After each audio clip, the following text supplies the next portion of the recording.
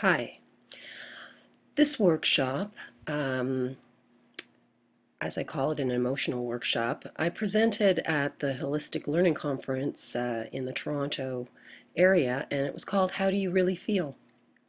So I'm going to go through this because it'll give you a bit of the framework of how this tool works to be more authentic with yourself and how it's a bit situated in the literature.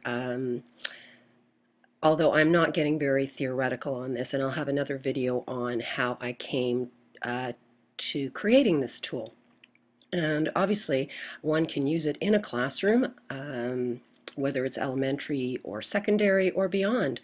I think even in a post-secondary situation, bringing it into the curriculum. But we always have to begin with ourselves. So the very first step, how do you feel about feelings? It's always good to define whether you acknowledge them in your daily life. Why or why not? And do you have any biases around what feelings even mean? That, if you're feeling something, you don't show it, and it's a weakness if you feel something. So it's good to go through that as a primer.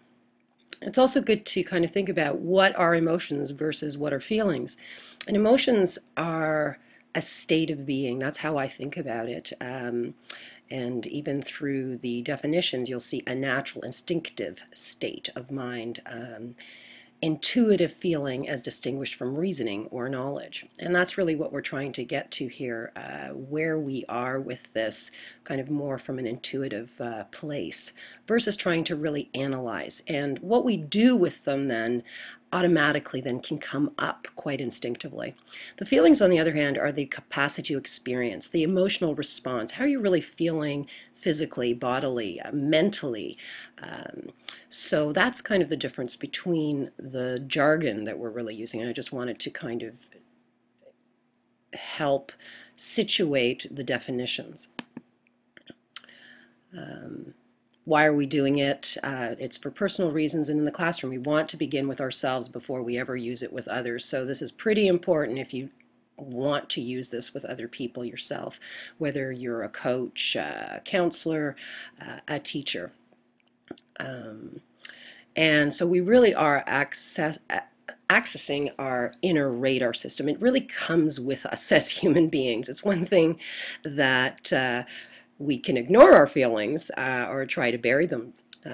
Usually they come up one way or another, but we have them. And so it's also about cultivating the emotional language. Typically in our society, it's hard, emotions sometimes are perceived as weak, and where we're allowed or not allowed to use them.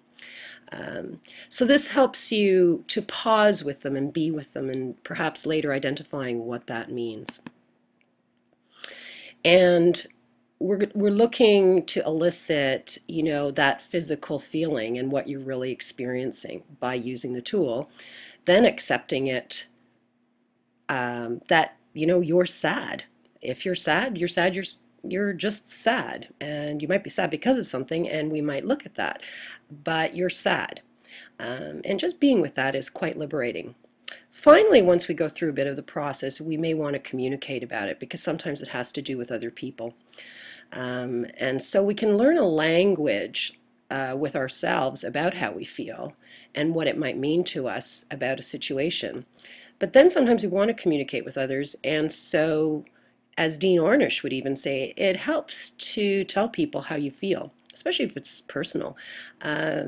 When this happens, I feel sad, or I feel frustrated when you do that.